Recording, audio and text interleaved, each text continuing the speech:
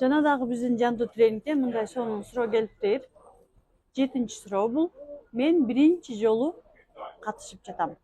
Мен дайыма эле сетевая сеттерге акчамды алдата берем. Ал эмнеден анан жүрөгүмө сүйүү киргизе албайм. Караңыздар, сетевайларга акчамды алдатып жиберем деген биздин жашообузда биз ойлойбуз. Акчалар өзүнөн өзү эле келип калат деп. Акчалар келет эгерде сизде сүйүү болсо, эгерде сизде энергия болсо. Сиз айтып атпайсызбы, жүрөгүмө сүйүү киргизе албайм. Биз мындайча айтканда полный жабыкпыз, энергиябыз дагы, сүйүүнү дагы бүт жаап алганбыз. Анан ата энебизден ала турган сүйүүнү биз сырттан издей беребиз. Сетевая компанияларга катышабыз, пирамидаларга акчабызды салабыз, өзүнөн өзү акча келип калат деп ойлойбуз.